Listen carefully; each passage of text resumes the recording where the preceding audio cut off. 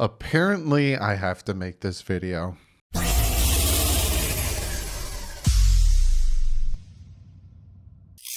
What is up, Finn fans? I didn't think I had to make this video, but apparently I have to make this video. So you can tell by the title, you can tell we're going to talk about. I want to talk about Godchaux first, but before we talk about that, I want to let you guys know that you have till tomorrow to put your picks in. I will link it at the top comment again, the picks. You can go make your picks. A lot more of you guys are going over making your picks. Thank you so much for that. Linked at the very top, pinned comment, will be the picks where you can go make your picks. Also, the Flick app, I was telling you guys about that. It's a really cool app. It's free for Android and iPhones. Essentially, I made a DouglieDoWrong Miami Dolphins group. You can come hang out. I got about almost 40, 50 of you guys in there. That will be in the description. You'll see, it'll say Flick, and then you can click on that. Go over there. I can make polls. We can do picks there as well. It's a really fun app. Go check it out. So let's jump into let's talk about Godchaux first. Like I said, we'll talk about Godchaux. Unfortunately, Godchaux got injured. It seems like he's going to need to take care of this injury for a while. They said he could potentially come back at the end of the season, but he's most likely going to be heading to IR. What I'm hearing too is normally the Dolphins protect 4 guys on their practice squad, and one of the guys they normally protect is Trae Waynes, the corner, but they didn't this time. And some people are thinking they're going to take Godchaux, put him on IR, and then bring Trae Waynes to the active roster, being that, Nick Needham kind of struggled, and, some of the other corners have struggled in that slot position. Bring Trae Waynes up, see what he can do. So with Godchaux, unfortunately, this might be his last hurrah with the Dolphins, right? He is scheduled to be a free agent next year, kind of was using this year to show, hey, you can give me that, contract extension, show me, all that stuff. We'll see if they give him any type of offer, or they're just like, look, we're going to let you go and we're going to bring in some younger guys. But Godchaux is going to the IR, it seems like. It's not official yet as of me recording this, but it seems like that's what's going to happen. And a lot of you guys are asking me, and I'm getting this whole video is essentially going to be comment of the day, because both topics are comments I've been getting for the past couple of days. A lot of you guys are asking, well, is this going to hurt the team with Godchaux kind of going to IR, and how is this going to hurt the depth? I necessarily don't think it's going to hurt the team that much. Zach Seiler is doing really, really, really well, so it's good to see him. Also, Shaq Lawson is also coming back. So we have those 2 guys. So we have Seiler, Lawson, Wilkins, Agba, right? We have Raekwon Davis still out there. We have Benito Jones, who's on the practice squad. Call him up. Also, we have Strawbridge, who can get more play time. So we still have some guys in there that can come in and produce on this defensive line. I would like to see the Dolphins somehow try to get a veteran defensive lineman in there. I think Jamal Shepard is out there, Clay Matthews, but I'm looking more defensive tackle. I would have liked him to get Snacks Harrison, but apparently they didn't think so, and then he went to Seattle. But I could see them potentially adding a vet there. But with Godchaux potentially going to the IR, which seems more likely than not, I don't think you will see that big of a drop-off. Now, let's talk about what everyone wants to talk about, because I even, all right, Ryan Clark came out, and he said, and y'all don't jump on me, but did the Dolphins draft the wrong guy, right? So he came out and he said that. And then, of course, a ton of people started coming out and started speculating. Armando Salguero wrote an article. People started saying things like, hey, should the Dolphins have taken Herbert over Tua? And I'm like, do I really need to make a video talking about this? Because we've been talking about it for 5 weeks now. But apparently I do. So let's talk about this, right? You have Justin Herbert versus Tua Tagovialoa. Why is that a thing? One has been playing, the other hasn't played. A lot of people say, well, the other hasn't played because, for one, the Dolphins think he is injury prone, or they don't want him to get re-injured, so they're not playing him. That is false, because if they thought that, he wouldn't be the backup quarterback who at any moment can be put into the lineup and forced to play. 2, some people are saying that he is not good enough to play. They don't think he's good enough to be the starter. and that he's bad and he's a bust and we should have never took him at 5. I'm going to go into full detail on that, but that is also incorrect. Maybe he's just not ready. But again, we're going to go into full detail on that, right? So we have the Tua versus Justin Herbert debate, which it comes with the territory, right?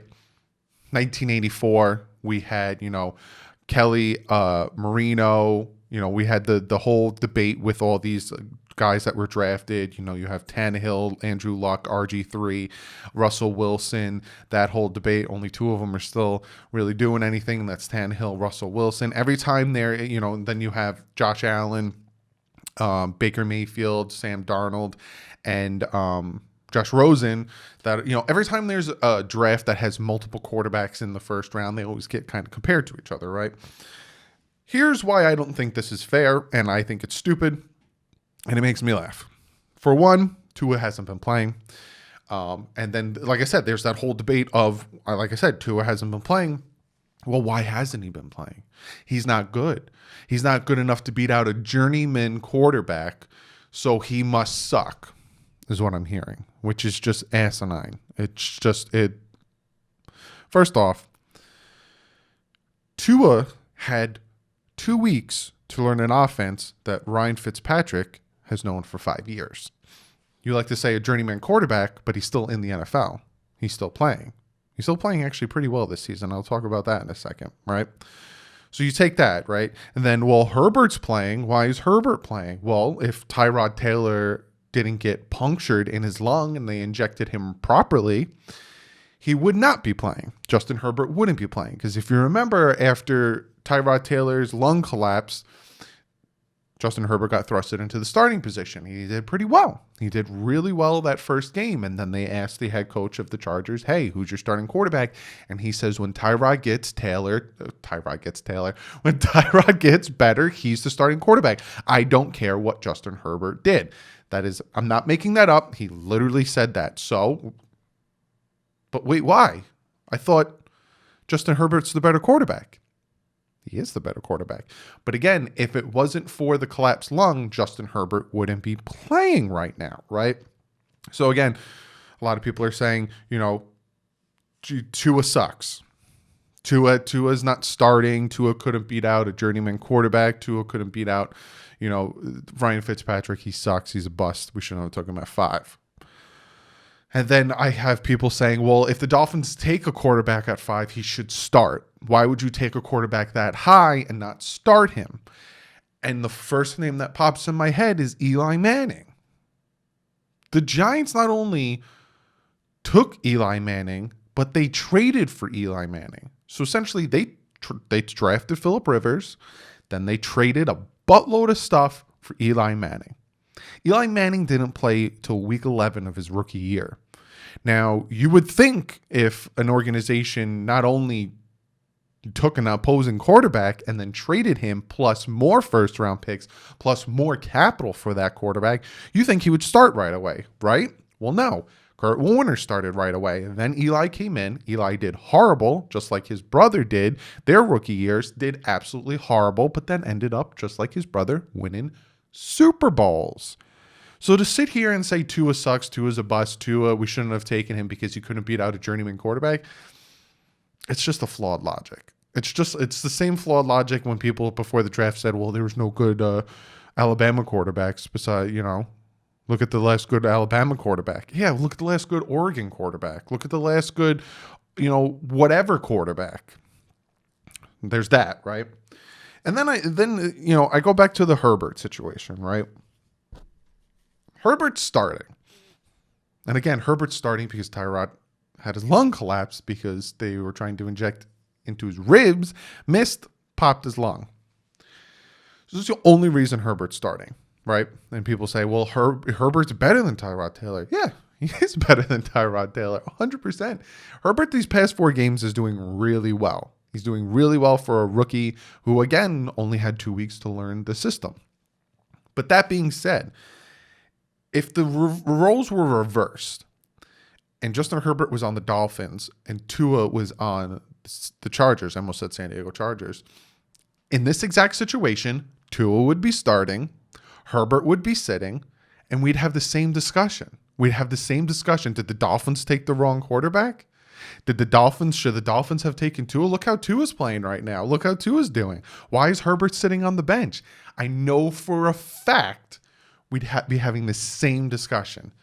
And I say that because look at the Herbert started week 2. So I'm going from week 2 to now. I'm going to give you numbers of Ryan Fitzpatrick, and I'm going to give you numbers of Justin Herbert, right?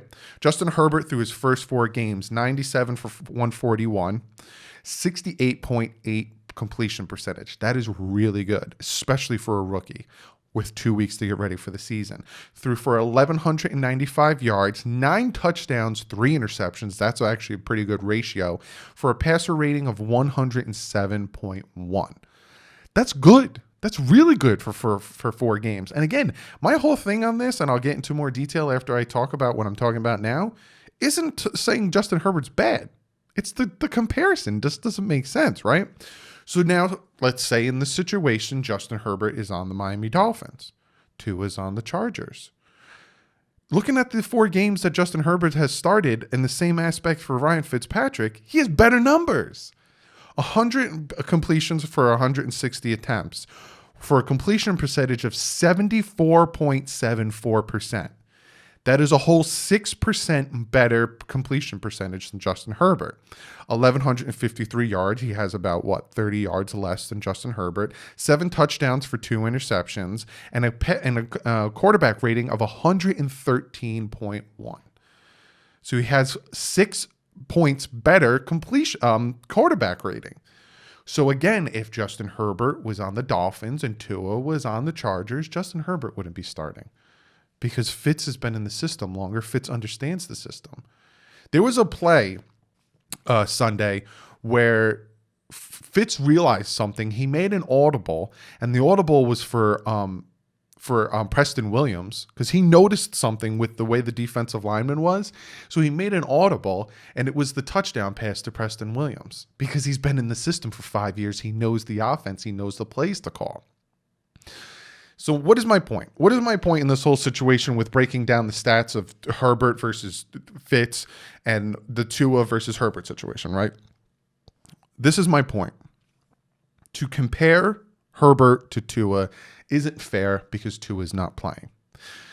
And I say that, and then people say, well, why isn't Tua playing? He should be able to beat out a journeyman quarterback and Ryan Fitzpatrick. Well, if that's the case, if Herbert was on the team, Ryan Fitzpatrick has better numbers in the same games that Herbert has played. So again, if Herbert was on the team, he would not have beat out Ryan Fitzpatrick, and Herbert would be sitting on the bench.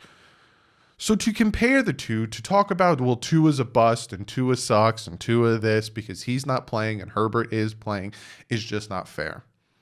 And it shouldn't even be a discussion. So when Ryan Clark came out and said, you're going to jump on me, but did the Dolphins draft the wrong guy? No, because if the Dolphins drafted Herbert, he wouldn't be playing. It would be a situation where we're looking at Tua and all the Tua fans would be like, we should have took Tua. But here's the thing though.